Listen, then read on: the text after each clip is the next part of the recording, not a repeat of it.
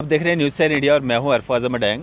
आज जो है एक एसोसिएशन फ्रेम की गई है जिसका नाम रखा गया है all Jammu and Kashmir forest employees welfare association retired employees. और यहाँ पे इनके स्टेट प्रेसिडेंट हैं, इनसे हम बात करेंगे। सर, क्या नाम है आपका? मेरा नाम जसवंत सिंह है।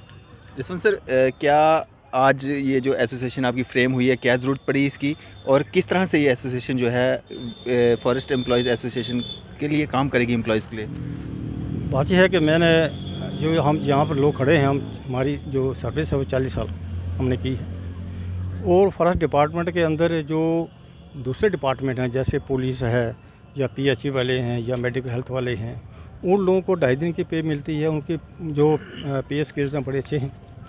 उसके गने से जो हमारे एम्प्लॉइज़ हैं वो स्नेक बाइट एरिया में, रिमोट एरिया में काम करते हैं। हमारे पास कोई वेपन नहीं है, कुछ नहीं है। और सरकार का जो ओपन जो ग्रीन गोल्ड है उसकी हम रक्षा करते हैं। हमारे बहुत से एम्प्लॉयज़ जो हैं वो उनका मर्डर हो गया, मर गए, कहीं स्नैक पेट हो गया, कहीं रिमोट एरिया में उनको फैसिलिटी नहीं मिली, मिलिटेंटों ने मार दिए। तो हमारे पास जो एम्प्लॉयज़ हैं उनके पास कोई फैसिलिटी नहीं है, ना 2.5 दिन की पे, ना रिस्क अलाउंस है। और इस ग्रीन गोल्ड की हम इतनी मेहनत से हम रक्षा कर रहे हैं, इनको हम बचा रहे हैं, जो कि बिल्कुल ओपन है। एक पुलिस ऑफिसर है, एक पुलिस कांस्टेबल, उसके पास वेपन है, वो प्रोटेक्शन करता है। हमारे पास कोई वेपन नहीं। हाँ, विदाउट वेपन हम इसकी प्रोटेक्शन करते हैं। जो कि इस वक्त मेन जो रोल जो है, जो ट्रीज़ हैं वो एक पोल्यूशन को ठीक करने के लिए, पोल्यूशन को दुरुस्त करने के लिए एक ट्रीज़ का, फॉरेस्ट का बहुत बड़ा अहम रोल है। तो सरकार का इस तरफ कोई ध्यान नहीं है। सरकार को चाहिए कि कम से कम जो उनके एम्प्लॉइज़ हैं, जो इन सर्विस हैं, उन लोगों को प्रोटेक्शन दें। उन लोगों को जो पैरिटी है, जो पे स्केल्स हैं, उनका पुलिस के साथ होना चाहिए, रेवेन्यू के साथ होना चाहिए। हमारी बहुत डिस्पैरिटी है, हमारी बहुत कम पे है, लेकिन काम बहुत ज़्यादा है। बहुत से ऐसे प्रोजेक्ट आए हैं जिसमें जो जेंड के स्टेट में चल रहे हैं, डेवलपमेंट प्रोजेक्ट हैं, जो स्पॉन्सर स्कीमें हैं जो सरकार ने दी हैं, सेंट्रल गवर्नमेंट ने दी हैं, उसमें एम्प्लॉय लोग काम कर रहे हैं। लेकिन वो इतना टफ़ काम है, बहुत टफ़ काम है हमारा। लेकिन उसमें एम्प्लॉयज़ की जो प्रॉब्लम्स हैं, एम्प्लॉयज़ की जो पे अनॉमलीज़ हैं, जैसे हमारा मिनिस्ट्रियल स्टाफ की है, डेली वेजर हैं, कैजुअल लेबर हैं, काम करते हैं, पे नहीं मिलती है, उनको निकाल देते हैं 5, 6, 8 साल के बाद। कहाँ जाएंगे वो? ये प्रोजेक्ट वो चलाते हैं। एक रेंज ऑफिसर है, गार्ड है, एक हमारे पास फॉरेस्टर है, वो कहाँ रिमोट एरिया में काम करता है। बच्चे कहीं होते हैं, वहाँ रिमोट एरिया में काम करता है। और ये बिल्कुल ओपन जो है, ये हमारी प्रॉपर्टी है, वो इसकी हम रक्षा करते हैं। लेकिन इसके इव्ज़ में हमें ना हमारी को हमें पे अच्छी मिलती है, ना हमारे को रिस्क कवर है, ना 2.5 दिन की पे है। जहाँ पीएचई वाले लेते हैं, पीएचई वाले का जो काम है वो तो आसान है, एक उन्होंने नलका खोलना है तो पानी देना है। उसके बाद जो पुलिस कांस्टेबल के पास वेपन है, वो प्रोटेक्शन देगा, उसकी अपनी सेल्फ प्रोटेक्शन होती है और दूसरों को भी करता है। लेकिन फॉरेस्ट एम्प्लॉय के पास कोई प्रोटेक्शन के लिए ना उसके पास वेपन है, ना उसके पास पे है, अच्छी पे नहीं है, बच्चों को पढ़ा नहीं सकता, उसको पे बहुत कम है। पैरिटी हमारी, हम कब से डिमांड कर रहे हैं, हमारे कम से कम 30 साल से हम कह रहे हैं कि हमें पैरिटी जो है रेवेन्यू के साथ दे दो, पुलिस के साथ दे दो। पटवारी कौन सा पटवारी इतना बड़ा काम करता है जो उसकी इतनी बड़ी पे है जी? वो एक वक्त था कि पटवारी हमारे साथ था, एक वक्त था इंस्पेक्टर हमारे साथ था, एक था जो नायब तहसीलदार हमारे साथ था। आज नायब तहसीलदार कहाँ चला गया, तहसीलदार कहाँ चला गया? आज रेंज ऑफिसर वहीं पीछे रुका हुआ है, फॉरेस्टर वहीं पीछे रुका हुआ है, गार्ड की कोई पे नहीं है, कुछ नहीं है, बिल्कुल डिस्पैरिटी है। तो हमारी ये डिमांड है, हम यही डिमांड, इसी मुद्दे को लेकर हमने ये जो एसोसिएशन फ्रेम की है कि सरकार को हमने ये बताना है कि फॉरेस्ट डिपार्टमेंट के एम्प्लॉयज़ जो हैं, जो रिटायर्ड हैं, उन्होंने बहुत बड़ा योगदान दिया है। आज जो अब यहाँ ग्रीनरी देख रहे हैं, ये उन लोगों की मेहनत है, जिन लोगों ने 40 साल देकर इस ग्रीन गोल्ड को यहाँ बचाया है।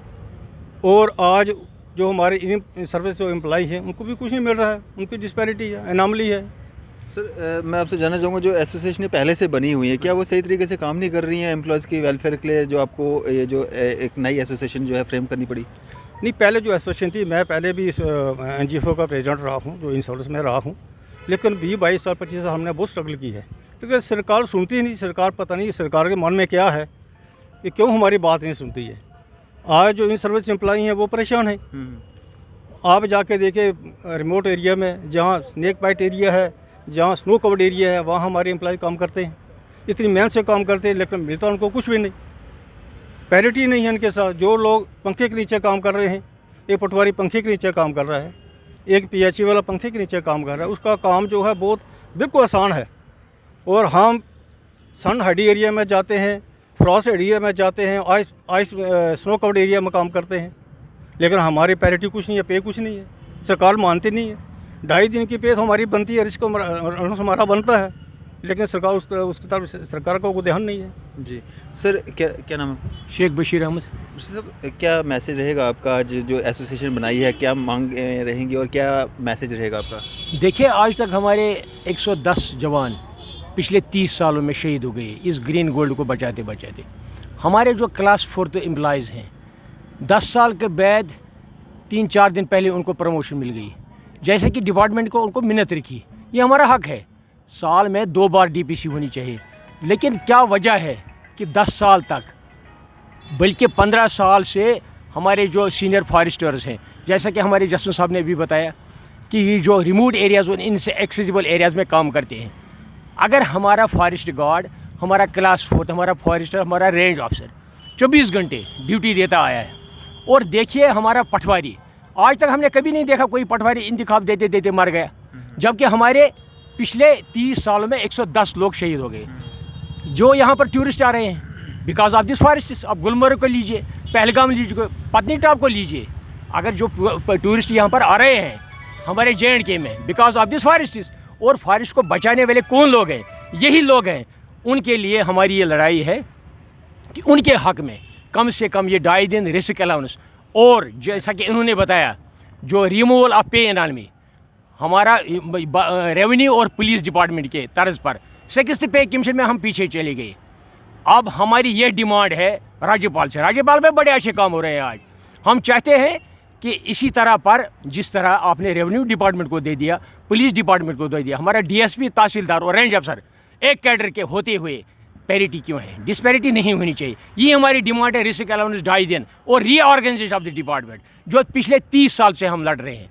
बीट्स, ब्लॉक्स और रेंजेस को रीऑर्गेनाइज करके उसमें प्रमोशन चांसेस हैं, और ज़्यादा से ज़्यादा इफेक्टिव प्रोटेक्शन ऑफ फॉरेस्ट्स। बस यही हमारी मुद्दा है, और कुछ नहीं।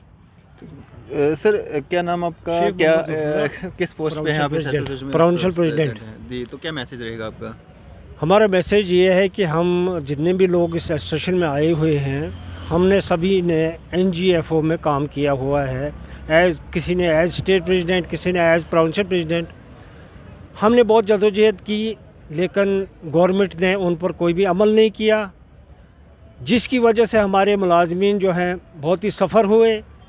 कोई भी जेन्युइन डिमांड्स जो हैं पूरी नहीं हुई, जिसके लिए मजबूर हो के आज हमें एक नई एसोसिएशन, चूँकि हम अब सरकारी नौकरी से रिटायर हो चुके हैं, और हम चाहते हैं कि जो हमारे भाई इन सर्विस हैं, हम रिटायर हो के भी उनकी खिदमत करें, और हमारे उनके जो जेन्युइन डिमांड्स हैं उनको सरकार तक पहुंचाने के लिए कोशिश करें। मेरी ये एक आज़ाना गुजारिश है अफसरान बाला से कि वो जो भी एम्प्लॉइज़ रिटायर होते हैं, उनके जो ड्यूज़ होते हैं वो इन टाइम उनको नहीं मिलते हैं। रिटायरमेंट के बाद उनको दफ्तरों में धक्के खाने पड़ते हैं। मेरी यही अपील होगी कि जो भी उनका ये रिटायरमेंट के बेनिफिट्स होंगे तो वो उसी दिन उनको मिलने चाहिए जिस दिन वो रिटायर होते हैं। आपको मिसाल के तौर पर मैं भद्रवा की एक मिसाल पेश करूं कि एक बंदा 2020 में रिटायर हुआ है, अभी तक उसकी लीव सैलरी जो है उसको नहीं मिली है। न जाने दफ्तर वालों का कसूर है या क्या है, ये नाइंसाफ़ी ख़त्म होनी चाहिए। जनाब तो शुक्रिया हमारे साथ बातचीत करने के लिए। आज जो एसोसिएशन जो है अपनी मांगों को लेके, एम्प्लॉइज़ की मांगों को लेके जो है आज एक एसोसिएशन जो है वो फ्रेम की गई है, और हमारे साथ ये अपने व्यूज़ साझा कर रहे थे। आप देखते रहिए न्यूज़ 7 इंडिया। मैं अरफाज अहमद, कैमरामैन शाहनवाज के साथ।